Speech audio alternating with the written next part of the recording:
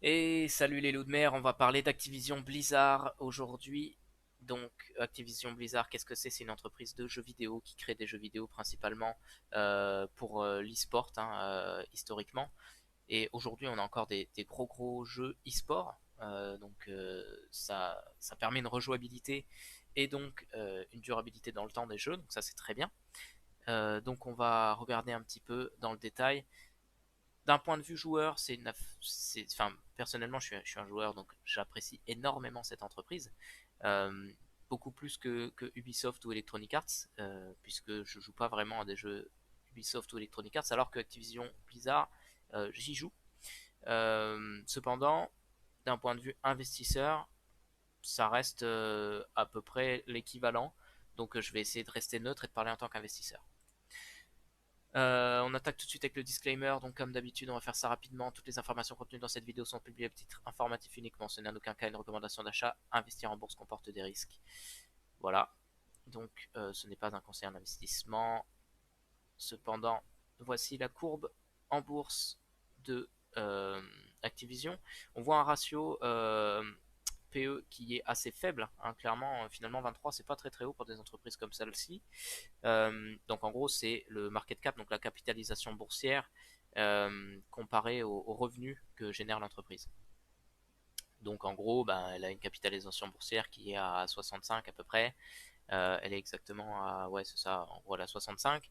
Euh, Alors qu'elle génère des revenus de 8 milliards, comme on le voit ici. Et en bénéfice net, c'est un petit peu moins élevé, mais on y viendra après. Donc là, c'est l'annonce qui a été faite. Globalement, sur l'annonce, on a dit qu'on allait repousser Diablo 4, etc. Bah, ça fait perdre 15% au titre en bourse. Et les revenus, peut-être qu'ils attendaient un petit peu mieux, mais moi, franchement, je les trouve bons. Ils sont très encourageants. Et on va venir dans le détail. Après, j'ai un point de vue de gamer. Alors, c'est peut-être aussi le fait que je connaisse très bien les licences et ce qu'ils peuvent en tirer qui me donne cette vision optimiste que n'ont peut-être pas tous les actionnaires.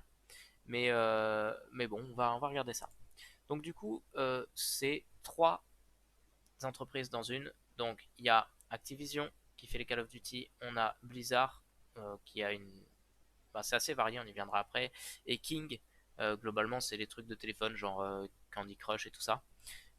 Donc ça par contre je suis pas un gros joueur de ça, mais bon, on en parlera plus d'un point de vue investisseur du coup.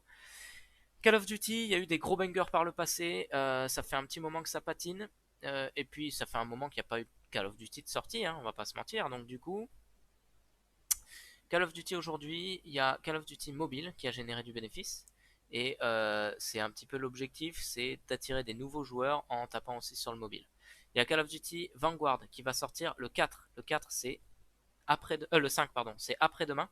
Le jour où je tourne cette vidéo et le jour où vous verrez cette vidéo, c'est bah, demain, du coup, à partir du moment où voilà, vous voyez la vidéo, si vous la regardez le jour de sa sortie. Donc, qu'est-ce que ça veut dire? Ça veut dire que il y a des précos, à mon avis, qui sont prises en compte, pardon, mais par contre, la sortie du jeu, les passes premium euh, et les skins, etc.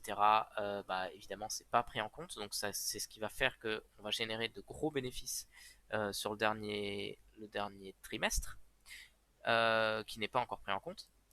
Donc pour finir l'année, à mon avis, on va bien finir l'année grâce à Call of Duty. Et en décembre, le 2 décembre, on a Call of Duty Warzone, donc Warzone Pacific, qui sortira. Et ça, pareil, ça va être très bon. Ça va être la vache à lait pour Activision, sachant que Warzone, c'est ce qui marche le mieux pour la licence Activision actuellement. Euh, on voit hein, au niveau des streaming, au niveau du stream que c'est ce qui marche le mieux. Donc quand Call of Duty Vanguard sortira, c'est Call of Duty Vanguard qui sera en top tendance, et puis ça reviendra sur du Warzone à partir du moment où Warzone Pacific sortira. Ensuite Blizzard, donc on voit hein, Hearthstone, World of Warcraft, Overwatch et Diablo. C'est dommage qu'il manque Starcraft parce que c'est un jeu qui est très cher à mon cœur. J'ai été un gros joueur de Starcraft et clairement Starcraft et Warcraft, pas World of Warcraft mais Warcraft, et à l'origine du sport électronique tel qu'on le connaît aujourd'hui. On n'oublie pas hein, que toute la scène compétitive du jeu vidéo, c'est globalement seulement deux jeux qui ont créé ça, trois jeux on va dire. C'est Warcraft, c'est Starcraft et c'est Counter-Strike. Donc, euh, donc là, Warcraft, clairement, sur Warcraft 3, il y a eu des mods, un mode qui s'appelait Dota, hein. Donc du coup, maintenant ça a donné Dota 2 et League of Legends, puisque les développeurs de Dota se sont séparés dans deux entreprises qui ont créé bah, du coup League of Legends et Dota 2. Et c'est des entreprises que bah, je suppose que vous connaissez aujourd'hui, qui sont des énormes pompes à fric et qui marchent très très bien. Et d'un point de vue joueur, c'est aussi de très bons jeux, même s'ils sont un petit peu rageants, on va pas se mentir. Pour la partie gaming, clairement, moi, il n'y a plus que Diablo qui m'intéresse d'un point de vue joueur, Diablo 4, et Hearthstone, sur lequel je joue un petit peu. D'un point de vue investisseur, World of Warcraft, c'est en train de mourir petit à petit. Mais ça reste intéressant puisque ça génère de l'argent par les abonnements, mais il y en aura de moins en moins, je pense. Overwatch, d'un point de vue investisseur, clairement, c'est pas si intéressant que ça, mais il va y avoir Overwatch 2 qui va sortir bientôt, donc peut-être que ça peut générer quelque chose. Hearthstone, très très très générateur de bénéfices. Et là, ils viennent de sortir Mercenaries qui risque de générer pas mal de bénéfices à court terme, mais je pense que d'ici 3 mois, ça arrêtera d'en générer puisque ça a moins c'est moins compétitif que le mode normal ou que le mode Battleground. Donc du coup, à long terme, je pense que ce mode ne générera plus beaucoup de revenus. Et Diablo 4 malheureusement qui a été repoussé, donc ça a déçu énormément les actionnaires et les fans de jeux vidéo, ce qui fait que bah, on a eu une chute de 15%. Et Diablo Immortals qui d'un point de vue hardcore gamer est un petit peu une déception, mais finalement s'ils sortent aussi Diablo 4 sur PC c'est cool. D'avoir finalement aussi un jeu sur téléphone. J'y jouerai très franchement, même si clairement je vais pas passer ma vie dessus comme je passerai ma vie dessus sur Diablo.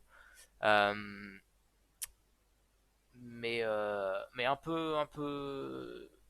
Ah, j'attends de voir en fait. Ça va toucher un nouveau public et je pense que ça peut être vraiment intéressant. On a eu des bons retours sur Call of Duty Mobile qui ont fait gagner des beaux bénéfices à l'entreprise. Franchement, je pense que Diablo peut faire du bien, vraiment peut faire du bien à l'entreprise. Donc, à voir. Ça va pas trop tarder. Première moitié de l'année prochaine. Donc, très encourageant pour l'entreprise, moi je trouve. Et dernier point, King. Ah, si, je vais finir vite fait avec Blizzard. Euh, ok, à court terme, on voit Diablo 4, Overwatch 2 et Diablo Immortal. À moyen terme, je vous rappelle les licences que j'ai citées, Warcraft, Starcraft. Des monstres. C'est des monstres sur Blizzard et dans la scène du jeu vidéo et dans la scène du sport électronique. Forcément, je ne vois pas comment le prochain jeu qui sortira, à part si c'est un truc tout nouveau, je vois pas comment ils peuvent sortir autre chose que un Starcraft ou un Warcraft. Et là, à part si c'est un Reforge, ça va être très mauvais pour l'entreprise si c'est un Reforge parce que bah, on a bien vu que on va pas se mentir, c'est de la merde hein, quand ils sortent un Reforge. Et ben, s'ils sortent un Starcraft 3 par exemple ou un Warcraft 4, là clairement, je vous annonce des bénéfices fous sur l'entreprise et clairement un remplaçant de World of Warcraft finalement, qui risque de durer sur le long terme. Bon, King, du coup, j'en parlerai pas très bien d'un point de vue client, puisque je ne suis pas client du tout de ça. Je vais en parler d'un point de vue investisseur, avec le graphique juste en dessous, qu'on va voir juste après, hein, du coup. Mais bon, Candy Crush, Farm Hero et King, hein, c'est quand même des noms qu'on connaît, dont on entend parler, puisque c'est des gros noms du, du téléphone pour la ménagère de 50 ans, dira-t-on. Mais non, je sais pas quel est vraiment le cœur de cible, mais en tout cas, c'est pas ma génération, ça c'est sûr. Et si c'est dans ma génération, je ne les connais pas. Bref, ce qui est plutôt intéressant et plutôt choquant à voir, c'est que Blizzard, finalement, eh ben, c'est les petits derniers, c'est le dernier de la classe. Premier de la classe, finalement, bah, c'est King, puisque c'est lui qui ramène le plus de chiffre d'affaires et surtout qui fait la meilleure marge opérationnelle avec 46% de marge opérationnelle. Activision et Blizzard qui font la même marge opérationnelle à 38%, donc on voit qu'ils ont à peu près les mêmes moyens de... Comment dire, les mêmes, la même façon de vendre des jeux et de récolter de l'argent dans ces jeux-là. En même temps, maintenant c'est la même boîte, donc c'est pas hyper choquant.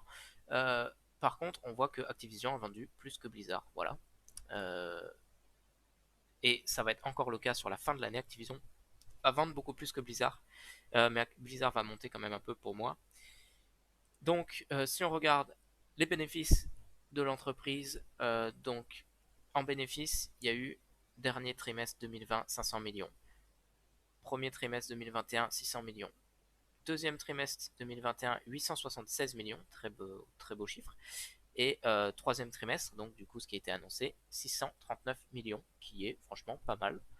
Euh, Surtout quand on compare par rapport à l'année dernière, puisque il est pas plus bas que l'année dernière, hein, à la même date. Donc voilà, ce qui fait un beau chiffre sur les 12 mois roulants à 2,6 milliards. Donc si on considère que le quatrième trimestre est au moins égal, donc on va dire s'il fait 500 millions, ben, on devrait avoir une fin d'année à 2,6 milliards. Et vous pouvez le voir ici, 2,6 milliards, c'est plus que ce qu'on a fait les années précédentes. Pour un cours boursier qui est, je le rappelle, ici, assez bas à 65, donc c'est-à-dire au niveau à peu près de 2017, et 2017 c'était pas la meilleure année de l'entreprise. On finit avec les prévisions sur le dernier trimestre. Donc on peut voir ici les chiffres. Donc il prévoit quand même un dernier trimestre intéressant, franchement, qui risque d'être vraiment très intéressant pour l'entreprise. Donc au-dessus, finalement, de ce qu'ils annonçaient. Enfin, au-dessus, pardon, non, ça c'est ce qu'ils annoncent, et au-dessus de ce qu'on peut estimer sur le chiffre de 2,6 milliards en prenant le dernier trimestre de l'année dernière. Euh, cette année, il sera probablement plus haut. Et moi, j'en suis convaincu avec Call of Duty. Euh, Noël approche en plus, donc Call of Duty, c'est typiquement un truc qui va s'offrir à Noël, je pense.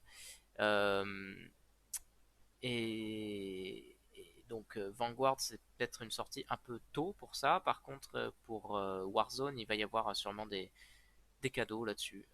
S'il se vend, et s'il se vend pas, je veux dire physiquement, si on n'a pas un prix d'achat d'entrée et que c'est gratuit avec plutôt des, des mises à jour en gros in-game et des skins et tout ça, c'est plus sur les skins qu'on se fera de l'argent. Bon, en tout cas, moi je pense que c'est plutôt très encourageant pour l'entreprise. Et c'est au moment où ils annonceront leur dernier trimestre que ça va exploser. Euh, mais personnellement, moi, c'est mon avis et c'est ce que j'ai fait. S'il faut investir, c'est ici, puisque là, il y a eu un gros drop. Et ce gros drop, il faut en profiter parce que cette entreprise ne tombera pas. Elle remontera. Voilà. Je ne sais pas combien de temps ça va prendre. Pour moi, ça va être assez rapide. Mais ça remontera. Voilà pour mon avis, les loulous. Et ben, à plus. Amusez-vous bien. Intéressez-vous toujours avant d'investir. Et j'espère que mon avis vous aura été utile. Salut!